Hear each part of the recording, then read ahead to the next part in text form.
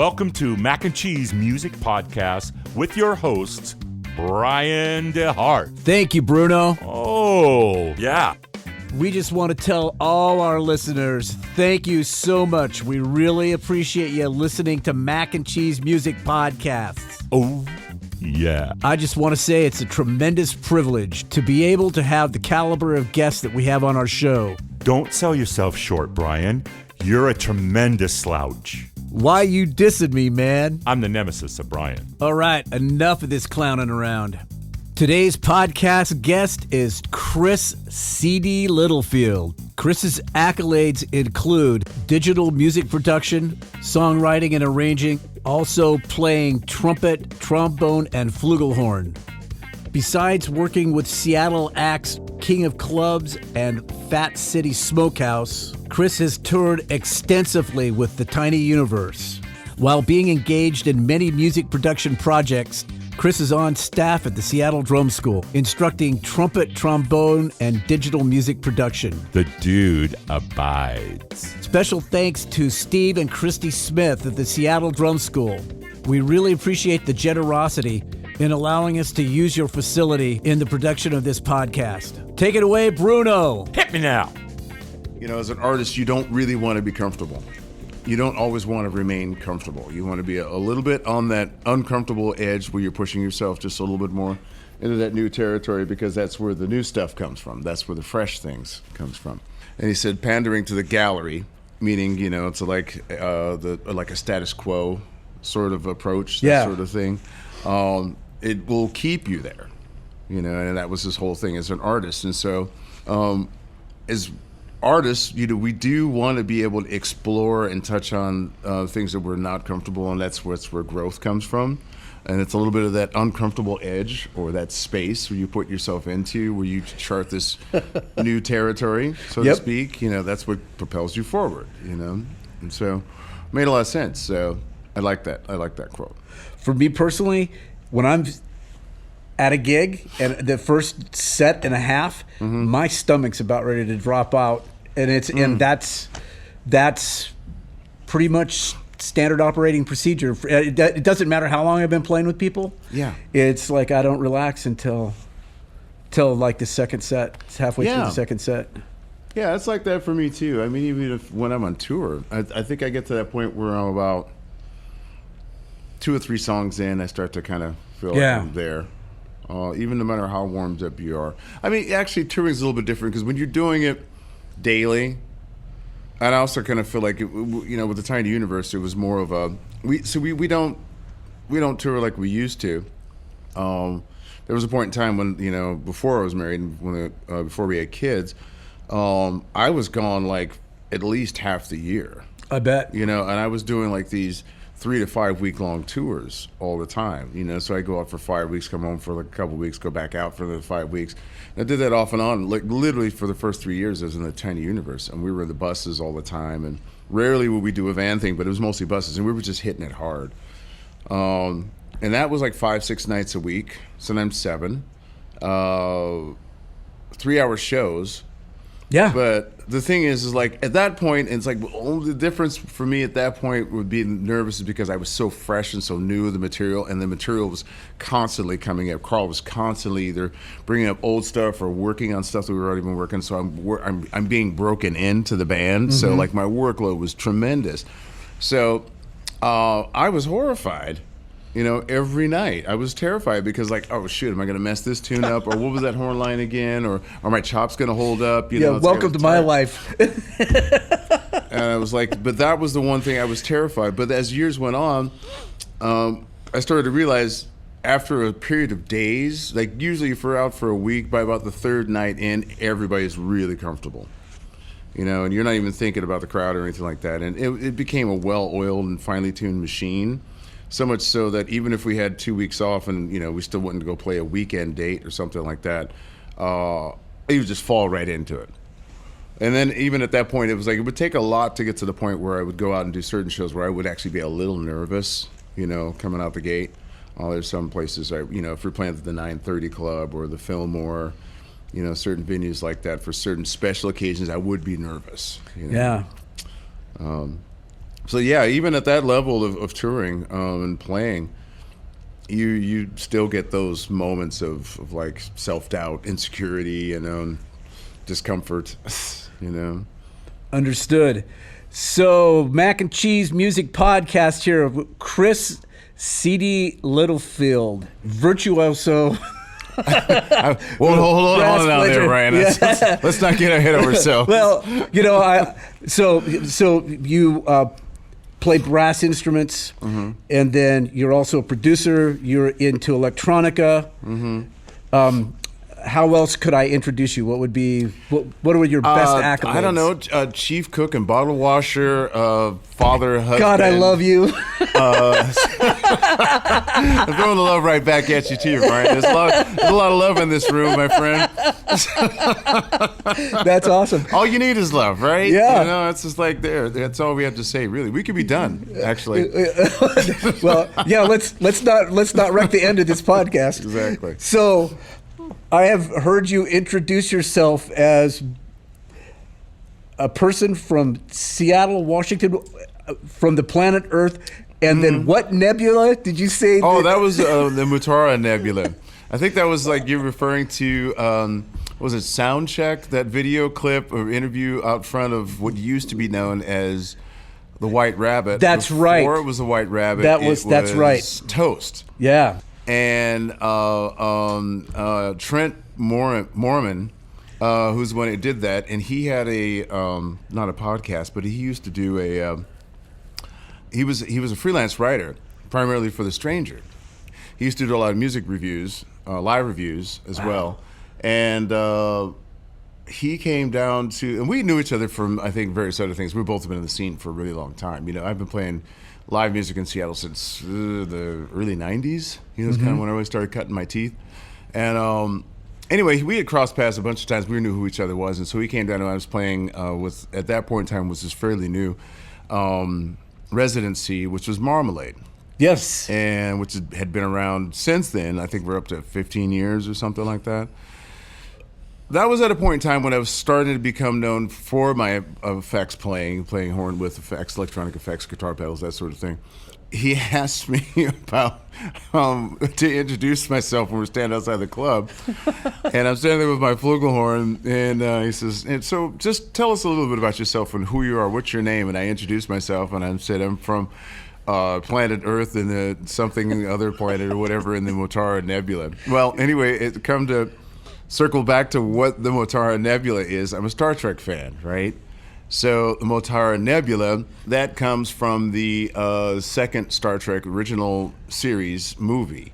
So the TOS cast, original series with Spock and Kirk.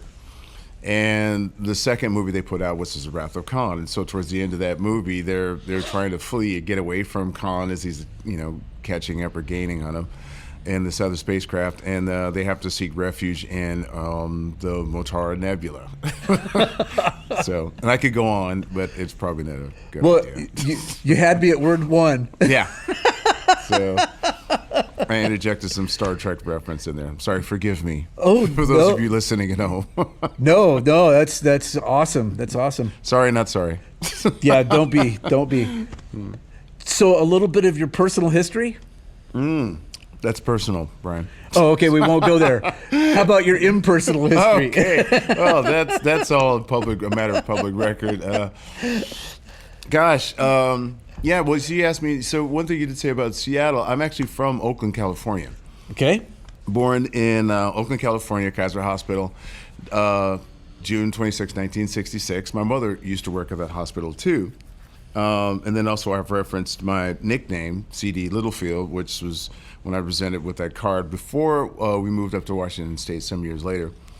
I spent most of my childhood in Oakland, California, where most of my family's from. And most of my family, being on my mother's side, is all from Lake Charles, Louisiana, which is just literally right up the road or down the road, depending you want to look at it, a couple hours from New Orleans. So everybody in my family is basically Creole. Okay. On my mother's side, very big family. She was the oldest of 9. And wow. Then a lot of first cousins. Don't get me started.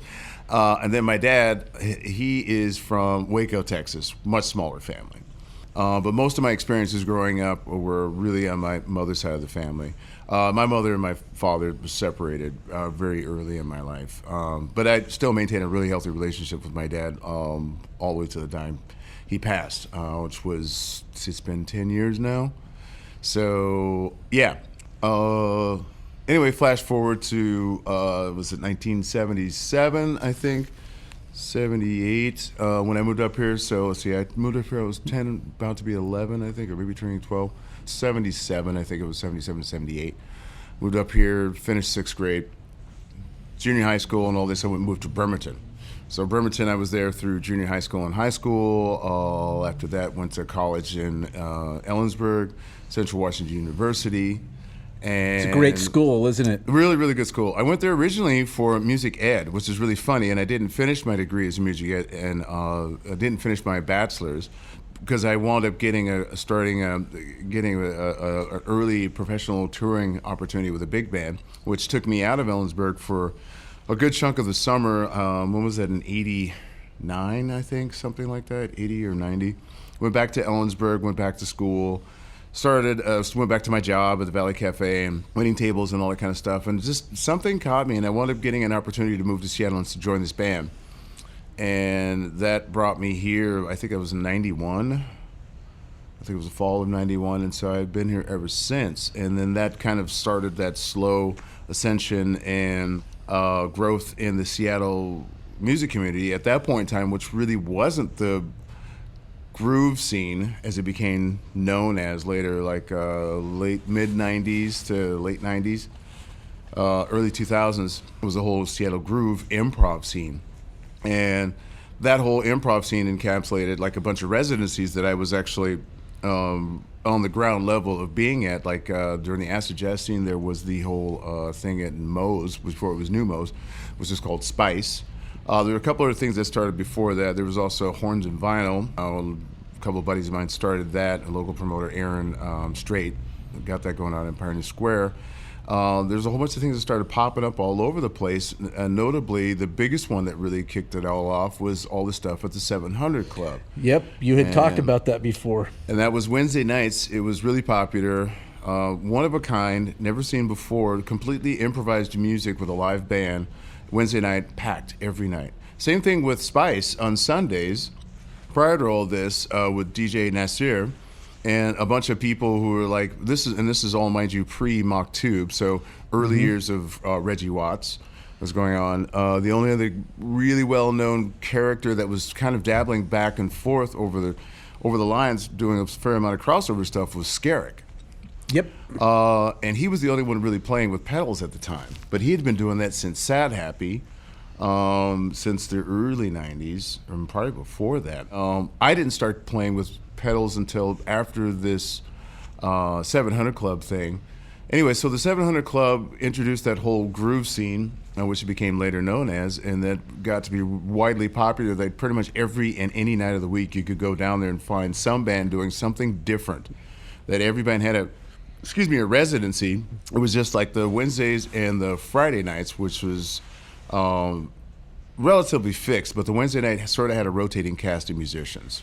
Whereas Friday nights and Sundays and whatever, Skerrick had his thing on Tuesdays, which was the early days of Crack Sabbath. Wednesdays was the King of Clubs, which was the more the acid jazzy, jazz, soul, funk, groove thing that had a rotation of musicians in it. I was fortunate to be in that. Thursdays, I can't remember what that was. Fridays was a newer thing. That got started by a couple of spoken word artists named Peace and Soul, and Darius Wilrich was in that also. Thaddeus Turner, and can't remember who else. Oh, I think Davis Martin was playing drums. Can't remember who was playing bass. That kind of rotated a lot, but that was all more R&B, hip hop, spoken word. With a little bit of jazz element thrown in there, and that night really took off. And then also the members of Mach Tube had finally gotten together at that point. They were pretty solid, and they were ascending quite rapidly, and they had their what they called it night for research and development, which was Sunday nights, and they would literally show up as a band, set up, but they would completely improvise. They weren't playing songs, and so what they were doing was literally writing live. And they had a smaller crowd, but it was a great industry night because it always had this really, really cool, not mysterious. Those were the nights that I was there. Yeah. Sunday nights. Oh, yeah, it was great. And that was the night that, and even though I'm down there and gigging around town all over the place, 4 or 5 nights a week, I would come down on Sunday nights and hang out with friends. And it was the coolest industry night. Yeah. And you say it wasn't that packed, but I thought it was a pretty solid Sunday night, man. It was. I mean, I'm saying it wasn't packed like, say like the Wednesday, Thursday, Friday, Right. Saturday.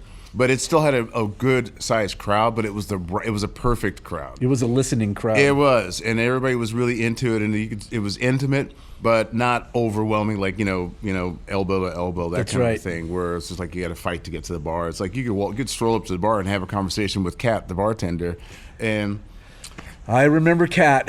she was awesome. Yeah. So wonderful. So those are the periods in time.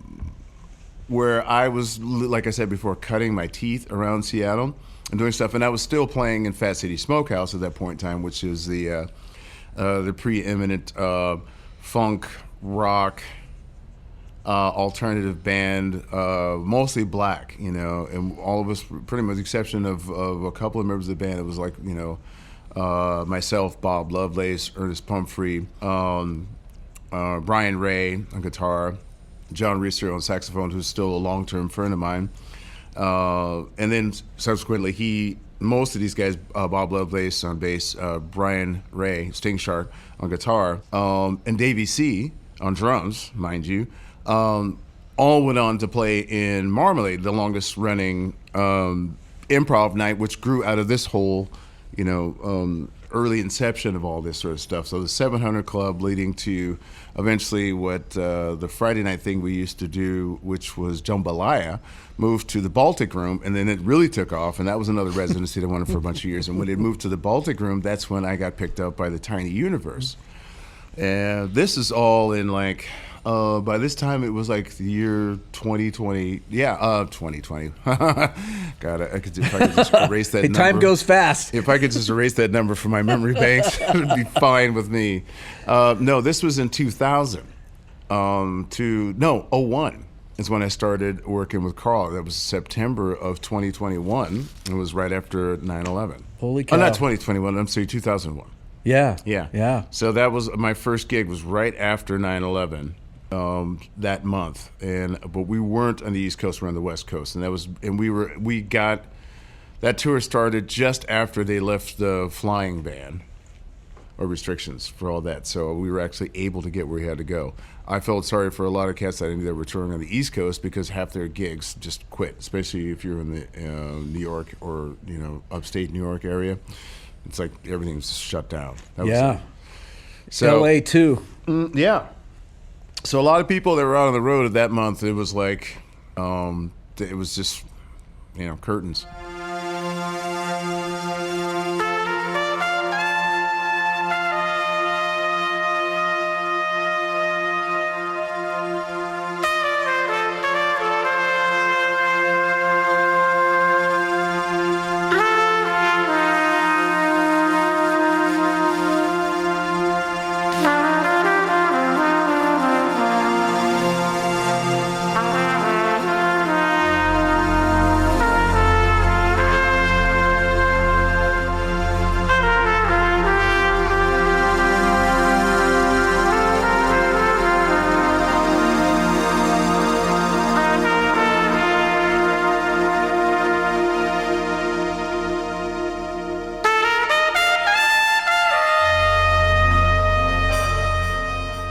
So, long story longer, I started out with them, and then I kind of had to leave the whole scene behind because I was just out of town too much. But I still had these gigs, like I could come back to intermittently, and I did, and I still maintained all that stuff. But at that point in time, the whole improv scene, here in Seattle, the groove scene, had kind of reached its peak.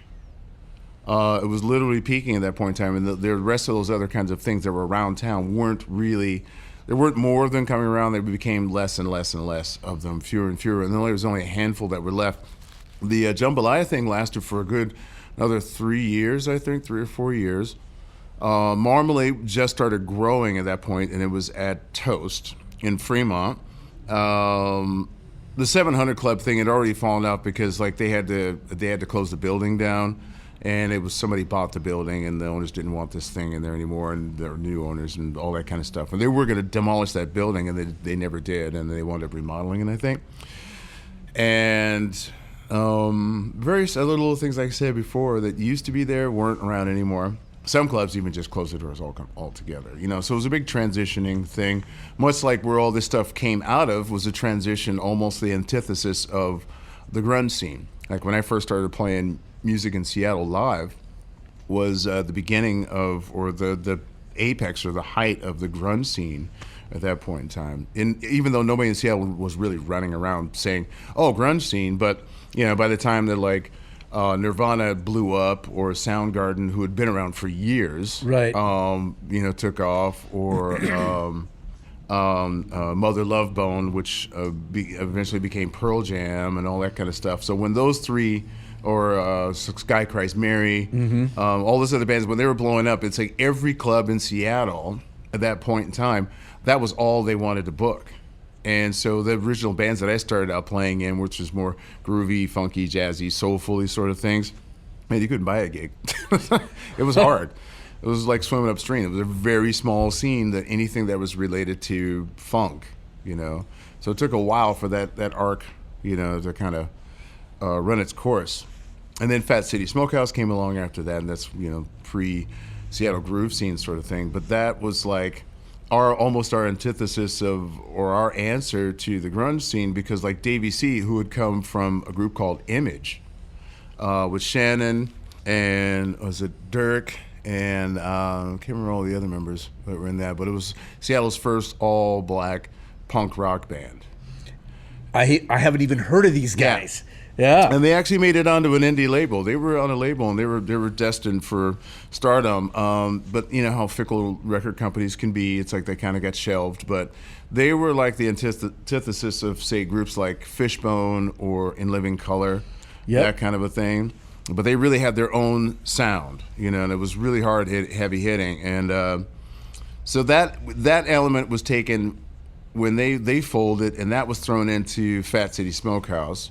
The thing that John Reeser on alto saxophone and myself on trumpet, brought to Fat City Smokehouse is like we had this sort of funk and jazz sensibility. And so, you know, coming from more like the James Brown school, you know, of horn playing, along with, you know, a little bit of what I used to refer to as Steely Dan and Earth, Wind & Fire, which is some of my more original early influences musically. Growing up listening to music, stuff that really caught my ear. In terms of popular music or funk music. And then, let's see, Bob and Ernest, Bob being the bass player, and Ernest coming from the Ganja Farmers, both those guys, were in a reggae band, you know? And so they were responsible for forming Fat City Smokehouse. And we had all these elements that kind of conspired to make this perfect mixture, blend. And it wound up reminded me a lot of, say, like Fishbone meets Sly and the Family Stone, if you had to throw it together like that. And count me in. Yeah, and it was a really, really good band. And it's like, you know, the songwriting was really good. It was a very collaborative thing. And it's just like all the pieces seemed to fit together really well. It's just inevitably, like so many other bands, you know, there was just too much interpersonal turmoil or issues or something like that kind of took over, and it just internally self-sabotaged and it collapsed. And anyway, it worked out really well for me because I had all these other shows around town. Eventually, I got to the touring thing with Carl Denson, and so I kind of, at that point, unknowingly said, I didn't turn my back on the Seattle live community, but unknowingly didn't realize how much of this commitment to being with Carl Denson was going to be, and it wound up being a pretty substantial one, and one that lasted for nearly 20 years. That's awesome. Yeah. That's really awesome. So you had mentioned some influences that you'd had. You'd mentioned Earth, Wind & Fire, Steely Dan. I mean, you have integrated an incredible amount of influences. So let's talk about that for a little bit. Yeah. Influences, and it's like, gosh, whenever you talk to a musician or an artist or something, like they always get that portion of the interview or discussion, and it's like, I always get really fascinated by that whenever I hear other musicians or artists talk about that. Then sometimes I kind of go like, oh God, we really get to this. It's like, what's your favorite? Yeah, do you have a souffle recipe out there you share with us? Like, what about your grandmother's pound cake recipe, which my oldest daughter just made last night? Oh, that's awesome. With my sister. I find it extremely fascinating, people's influences. That's true. And I've seen some interviews where guys or people will talk about the influences, and it has nothing to do with their craft. Right. But it's all part of it. Yeah, some people will say, oh, this author I came across, this something by the name of Hemingway, inspired me to become a trombone player. I don't know.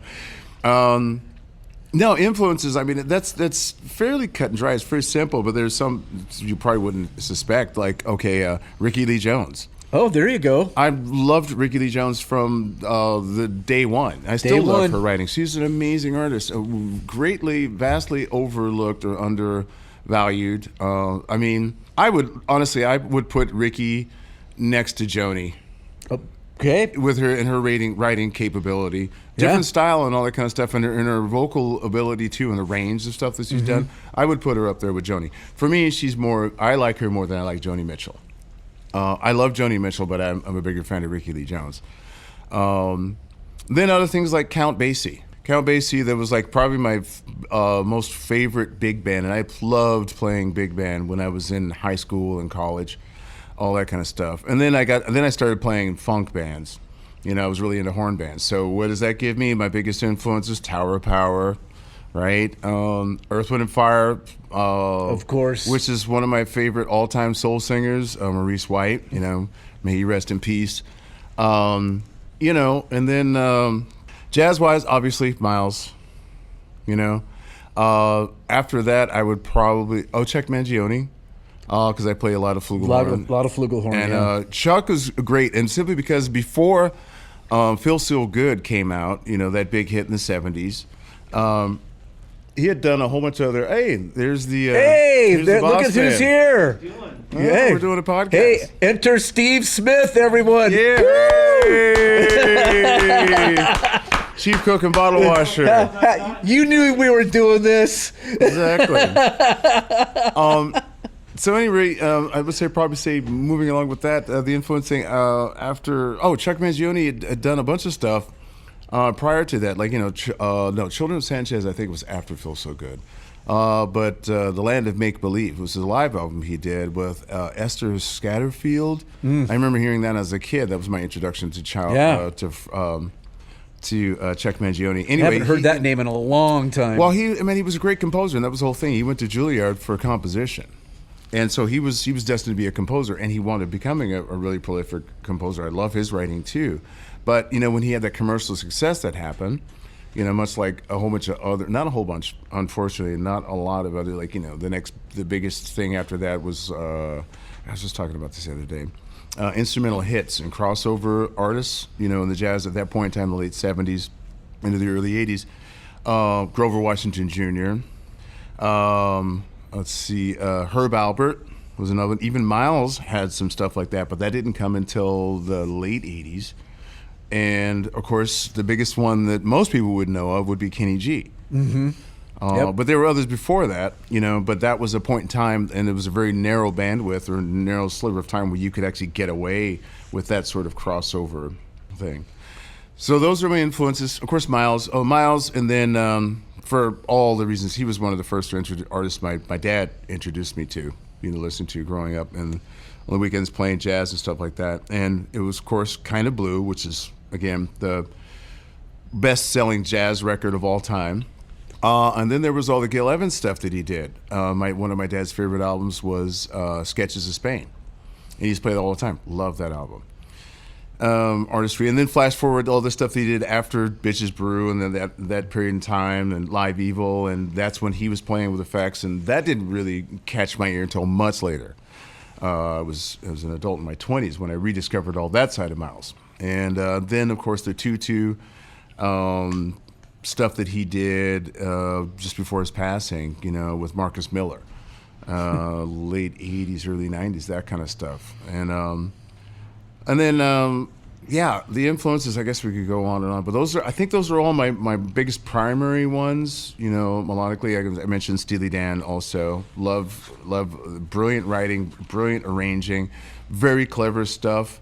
But not so heady that it's not catchy. They didn't leave that element of musicality out of it.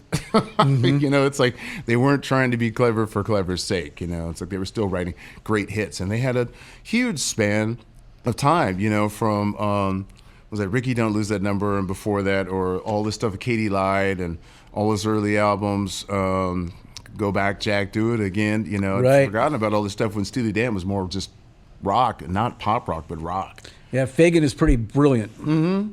Yeah. So, and then if you flash forward to, say, like things that influenced me electronically. There you go. Electronically, like, producers I've been really digging, or producer DJs right now, like, not necessarily mainstream. It's not like, Dead Mouse or Cascade, which I do love those guys, or Skrillex or, Grizz or anything like that. But Opolopo, and because like this guy has a real sensibility of funk electronica that you can tell his influences are, which are like, more like the Headhunters, Herbie Hancock, George Duke, all that kind of stuff, which is another thing I loved in the late 70s when I was growing up listening to jazz. I listened to a lot of stuff like that, but I also listened to Spyro Gyra, and then what else? Jeff Lorber Fusion, which is a big one for this guy, Opolopo. He loves Jeff Lorber, I'm laughing because I've seen him several times. No, back I in the never day. did. Well, and that's a weird thing too. I was talking about this the other day, is that Jeff Lorber Fusion, I mentioned Kenny G, ties in with that. But Kenny G, before he was Kenny G, was Kenny Gorelick from the University of Washington, was a sax player for Jeff Lorber Fusion, who's from Portland. Yeah. So so I listened to all that stuff, in the late 70s and early 80s. And then I went through a big period of like listening to a lot of ska. So I was a big fan of Selector and all these indie rock bands and stuff like that out of the 80s when I was really into new wave and beyond. Prefab Sprout, English Beat, XTC, King Crimson, all that stuff into the 90s. And didn't really get into the electronica thing until really in the last 10 years. And so I was saying Opolopo, and that ties in with Jeff Lorber and the Headhunters and all that kind of stuff. Jazz and Nova. That's something I'd been listening to for a number of years when I started, probably the last 10 years or so. Bugs in the Attic. And all these types of groups have still, again, they straddle that whole area of stuff that I've always been influenced by primarily. It has a jazz or a funk or a soul element that's pretty pervasive in all of it. And when I start to hear that kind of stuff, especially when the acid jazz movement fell off after the 90s and the early 2000s, when that ended, I kind of lost my flavor for electronic music and production, and I was never really a big hip-hop head.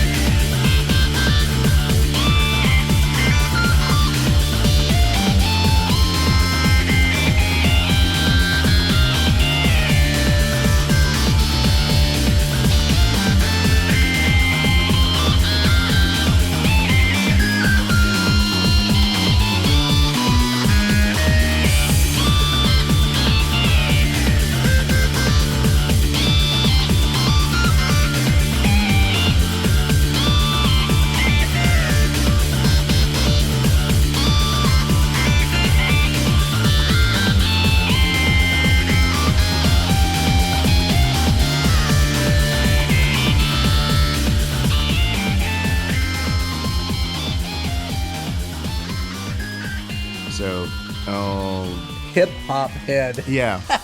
I'm not That's not a to say great I'm not a term. fan, but it's just like hip hop was one of those things. It's like I think it got to a certain point where I didn't really care for it anymore, and I think that was more when the gangster rap became way more pervasive, and not that I was ever really into hip hop. I've always liked rap, and there's a couple of different things that go on with hip hop. And if you talk to a lot of people who know more about music than just the average person who's just listening to it and not really thinking about it, but there's the thing about hip hop and rap. Hip hop is actually a movement and a culture based around there, and it does not necessarily align itself. This is an element of hip hop, but it's not what hip hop is all about. And I think mainstream America or the rest of the world, for some reason, that hip hop kind of got usurped by the whole gang activity and inner city stuff. Now it's definitely all inner city. It's all about the black experience.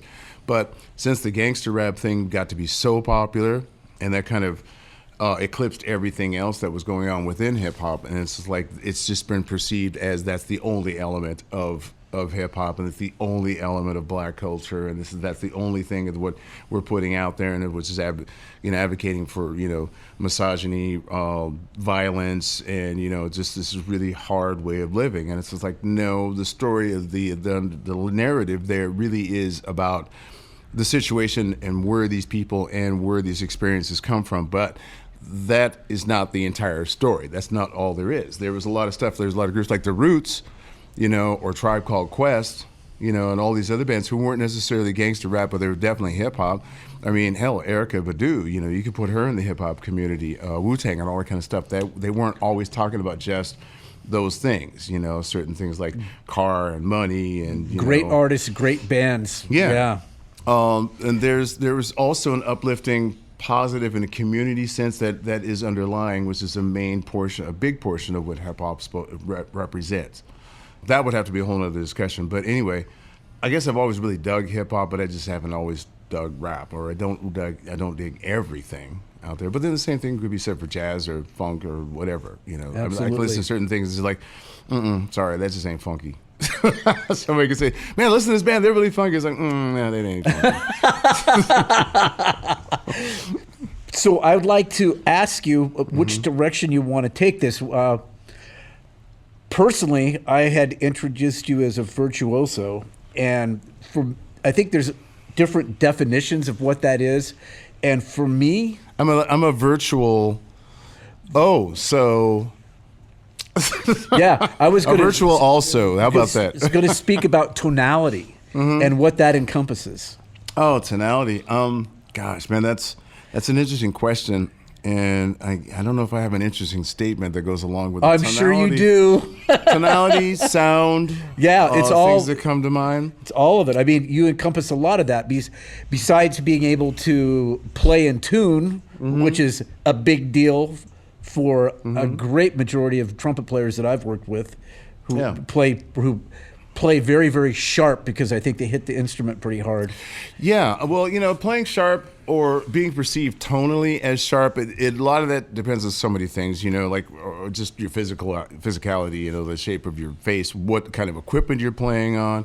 And then there are just musicians who just, like you said, who do just play sharp or play flat. Trumpet can be a harsh and bright instrument, and if you have a harsh and bright setup, it will tend to sound sharp, but then other things too, like when you're playing with guitar players, playing in sharp keys. The nemesis. Not necessarily. I mean, it's if you're comfortable with playing in those keys, because guitar and trumpet are not pitched in the same. Exactly. And so we're a half a step apart, right? Right. And a whole step apart. And so what is a flat key for us is not the same for you guys. So if you guys are playing in C, that's really D for us. So that puts us in a sharp key. So the trumpet and horns tend to play sharper in those keys. What a lot of horn players I don't think realize is like, well, just playing in tune is just listening, and it's like you got to adjust your intonation. I'm sorry. There's no getting around that. If you play sharp, you're just playing sharp, regardless of what your tonality is. But tonality can mean a bunch of things. It can mean just that, like the sound of your instrument, tone, actual tone, tonality, or it could be your actual footprint. It could also encompass style. And what I like to say, and I coined this phrase, the term, but it's like, I think style goes a long way, in my opinion. Style goes a long way, and it's like personality. It's that identifying sort of thing. It could be a tone. It could be your phrasing. It could be what you play, how you play it, or how you don't play, as Miles would say. It's just like sometimes it's not what you play, it's what you don't play. Style goes a long way. Personality goes a long way. I mean, it's one of those things that is what makes you who you are. And like what I've told members of my band, which I was actually told before, made a lot of sense to me. I think it was Ernest Pumphrey, the lead singer for Fat City Smokehouse, told me, he says, like, we were working on some song and we were going to redo it or something like that, or we were trying to work up a cover, but he said, people come to see us do what we do. Let's do our thing. Let's not worry about what somebody else doing. I think we were making comparisons to some other band, and he went, man, don't worry about what anybody else is doing. Just do what you do. People come to see us and hear us doing what we do. We need to do our thing, not like do somebody else's thing. People are coming to hear what you do, not you doing what somebody else does. And that occurred to me, and that dawned on me at that point in time. It's like, right or wrong, better for worse, all those kinds of things. Even if you're not executing as well as you possibly could or whatever, it's like everybody has a sound, everybody has a process, everybody has a stamp, everybody has a certain signature, that makes them unique. And so that's why I say it's like when you're adjusting the word tonality or sound or style goes a long way, and it's a very individualistic sort of thing, and that's it. Like, yeah. So we discussed a little bit of you crossing into the electronic music, and the work that I've heard you do, your integration is incredible. The way that you integrate electronic, digital with analog live players. Mm-hmm. Being, having a home recording studio and having to encounter that's walking a pretty fine line of how do you make that adjustment of making it so that it's well-rounded and integrated, as opposed to having sharp edges, which is the challenge that I seem to run into a lot when I listen to other people trying to integrate that stuff.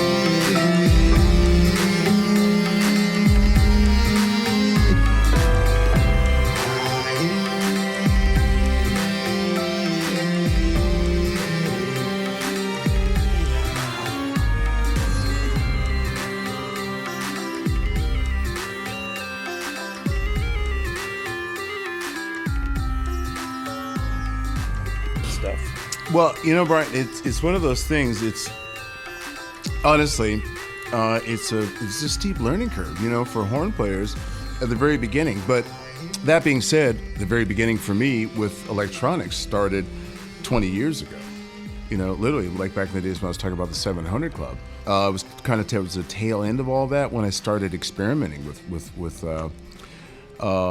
pedals, and then eventually I started incorporating those into my first band, or my second band really, which was Bass Ackwards. And at that point in time, we even had a residency down there, and that was what I coined the term as boom bap jazz. and it was supposed to be like a hip hop jazz or funk jazz thing. And I didn't know what else. I didn't want to call it hip hop jazz. Did you say boom bap jazz? Boom bap jazz, yeah. I love that. That's awesome. And I didn't want to call it hip hop jazz, and I didn't want to call it funk jazz or soul jazz. So I said boom bap, and I just figured the connotations of that would encompass all the other, dance music, funk-oriented black music, forms encapsulated into a jazz format, or a layer over the jazz. So anyway, but that's what it was. And so I did my effects, started incorporating that in my sound heavily at that point in time, or at least integrating it more regularly. I used it a little bit during the early years of playing with the Tiny Universe and with Carl, but I quickly figured out there wasn't much call for it in that environment, in that scenario. So I kind of retired it from touring, but I just did it more when I played locally, and especially like in Marmalade, I would bring it, consistently. And I subsequently developed went from using pedals, individual pedals, to multi-effects, and then I'm on my 4th incarnation of my pedal board at this point. It was a long road, a lot of research and development and discovery and mistakes and all those kinds of things. But I went through a lot of different incarnations of my pedal boards and learned a lot in that process, how to control effects, what effects do, and where to use them, and what's appropriate, your effects chain, all this kind of stuff. So I actually learned a lot on how and where to use them over it, but it was a learning curve, and there was really no one around to teach you that kind of stuff. So you just had to build the road and travel on it, and hopefully you get it right through trial and error. And I've managed to do that. All right. Yeah. Well, we're gonna have to wrap it up real quick, but I wanted to ask you about some personal philosophy. What is dear to your heart? What is dear to my heart? Well, I tell you, other than playing and working on music and teaching it, one of the things I try to pass on to my students, and even to my girls too, or just about anybody else for that matter, is that there's no real mystery to the process of getting from point A to point B in that terms of accomplishment and what it is you want to do. I figured out that there's no big secret out there. There's no magic solution. There's no silver bullet, all that kind of stuff. It's just time. There's no, and time is a huge thing. Time spent, how long it's going to take you, that's time. Taking your time, being patient, those kinds of things. That's the one seemingly common denominator for getting anything done or accomplishing any task. And, there's no shortcuts. There's no snapping your fingers or clicking your heels together twice to get it done, But those are some mighty nice looking slippers. Exactly.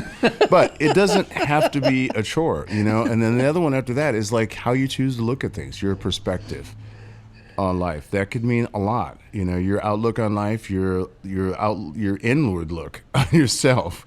You look at your surroundings, your environment, your community, all those kinds of things, So. Yeah. Awesome. Well, hey, Chris, I wanted to say thank you very much. Absolutely. Brian, thanks for doing this with me. Thanks, Steve, for the extraneous background sounds. Well, you know what? We're here at the Seattle Drum School. Thank you, Steve, for allowing us the space. It's awesome.